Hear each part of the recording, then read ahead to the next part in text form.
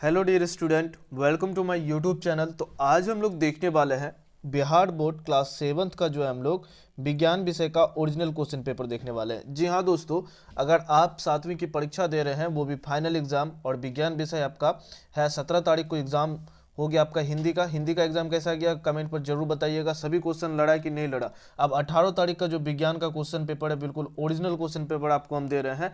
यहाँ से बाहर एक भी प्रश्न आपसे एग्जाम में पूछेगा नहीं, क्योंकि हिंदी में जो है 100% आपका मैच हो गया था। 100% क्वेश्चन जो है हिंदी का आपको जो हम वीडियो दिए थे वहीं से पूछा गया था। ठीक है, तो अब हम लोग देखने वाले हैं विज्ञान विषय का। देखिए, सबसे पहले तो आपको बता दें, विज्ञान विषय का आपका 50 अंक का ही एग्जाम होगा, जैसे अभी तक एग्जाम हो रहा है। और आप 2 घंटा का एग्जाम बिल्कुल आधा घंटा में दे के आइएगा, क्योंकि आपको जो है हम ओरिजिनल क्वेश्चन पेपर देते हैं और आप एग्जाम में जाके ताबड़तोड़ एग्जाम दे के आते हैं। ठीक है, तो चलिए स्टार्ट करते हैं। देखिए, ये सेट कोड जो है वो ए है। इससे पहले आपको हम बी करवा चुके हैं। अगर अभी तक आप उस वीडियो को नहीं देखें जिसका सेट ए पूछ रहा है, तो वो इस वीडियो को देख लीजिए। अगर आपका सेट बी है तो उसका लिंक आपको हमारे डिस्क्रिप्शन पर डाल दिया गया है, कमेंट पर भी डाल दिया गया, वहां से आप देख सकते हैं सेट बी को, अगर आपका सेट बी पूछ रहा है। ठीक है, तो चलिए हम लोग बढ़ते हैं।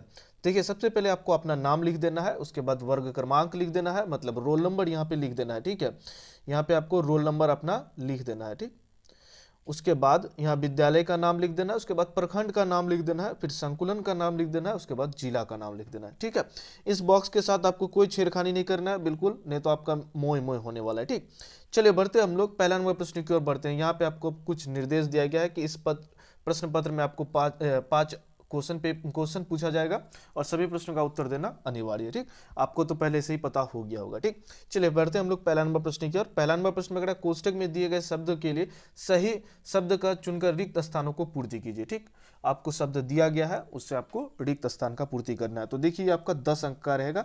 सभी प्रश्नों को ध्यान से देखिए और याद कर लीजिएगा। ठीक, कौन नंबर प्रश्न की ओर बढ़ते हैं। कह रहा है जल के बिना डैश संभव नहीं है, तो जीवन संभव नहीं है। तो यहाँ पे कोष्ठ में दिया गया है, यहाँ लिख देना है आपको जीवन संभव नहीं है। ठीक, उसके बाद ख में करना है वन मृदा को डैश से बचाता है, तो अपवर्दन से बचाता है। ठीक, मिट्टी को किससे बचाता है, वन जो है मिट्टी के कटाव अपवर्दन से बचाता है। ठीक, उसके बाद बढ़ते हम लोग ग नंबर में कर रहा है डैश परिपथ से जुड़े उपकरणों को क्षति होने तथा आग लगने से बचाता है। तो फ्यूज जो है वो परिपथ में जुड़े उपकरणों को क्षति होने और आग लगने से बचाता है। ठीक है, चलिए आगे बढ़ते हम लोग। कह रहा है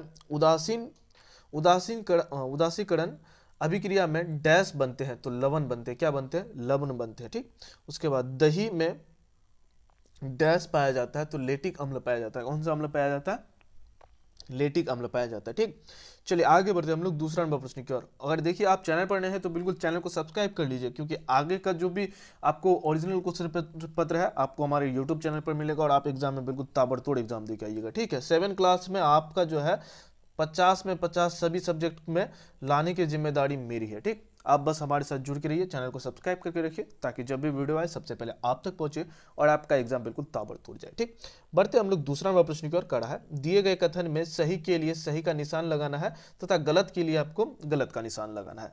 ठीक, चलिए पहला नंबर प्रश्न की ओर बढ़ते। कड़ा है यदि मिट्टी में बड़े कणों का अनुपात अधिक होता है तो वह बलुई मिट्टी कहलाती है। बात सही है। उसके बाद दूसरा में ऑक्सीजन की उपस्थिति में ग्लूकोज का अल्कोहल में अवघटन किण्वन कहलाता है। बिल्कुल सही बात है, बिल्कुल सही बात। ठीक, उसके बाद है शारीरिक सक्रियता बढ़ने से शोषण की दर घट जाती है। गलत बात है। ठीक, उसके बाद है प्रकाश की किरणें जो है सीधी रेखा में गमन करती है। बिल्कुल सही बात है। उसके बाद हृदय रक्त को पंप करने का कार्य करती है। हृदय जो है वो फोर्स लगा करके रक्त को जो है शरीर के विभिन्न अंगों तक पहुंचाता है। तो बिल्कुल सही बात है। ठीक, चलिए बढ़ते हम लोग आगे के प्रश्नों को देखते हैं। यहाँ आपको मिलान से कुछ प्रश्न है, 5 प्रश्न है, और 5 प्रश्नों का उत्तर देने पर आपको 10 अंक मिलेगा।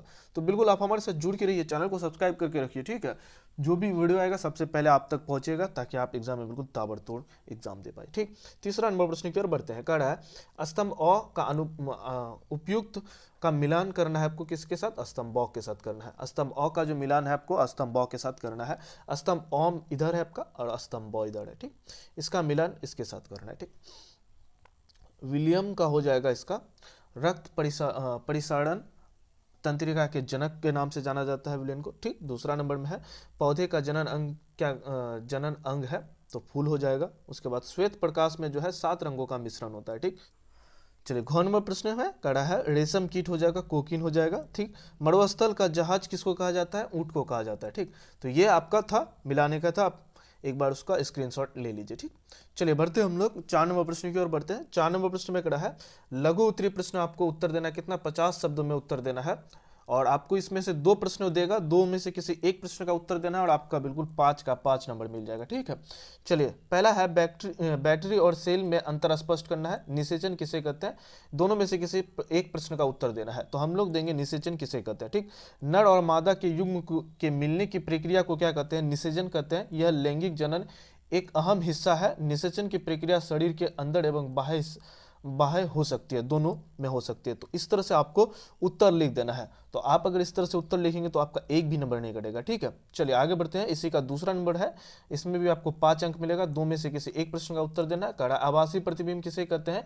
उदाहरण देकर समझाइए, और अनऑक्सीशोषण से आप क्या समझते हैं। ठीक, तो हम लोग देने वाले हैं आभासी प्रतिबिंब किसे कहते हैं? एक ऐसा प्रतिबिंब होता है जिसे पर्दे पर प्राप्त नहीं किया जा सकता है। ठीक है, बनाया नहीं जा सकता है, यानी वह केवल देखने में ही होता है। आभासी प्रतिबिंब कैसा होता है? वो सिर्फ देखने के लिए होता है, वास्तविक नहीं होता है। उदाहरण के लिए जब आप समतल दर्पण में अपना प्रतिबिंब देखते हैं तो वह आभासी प्रतिबिंब होता है। ठीक है, इस तरह से आपको लिख देना है। ठीक, इस तरह से लिखेंगे तो आपका 5 का 5 नंबर मिलेगा, एक भी नंबर नहीं कटेगा। ठीक, चलिए आगे बढ़ते हैं, हम लोग आगे के प्रश्नों को देखते हैं। कड़ा है दीर्घ उत्तरीय प्रश्न है आपका, 100 शब्दों में उत्तर देना है। 2 प्रश्न है, इसमें भी किसी एक प्रश्न का उत्तर देना है आपको।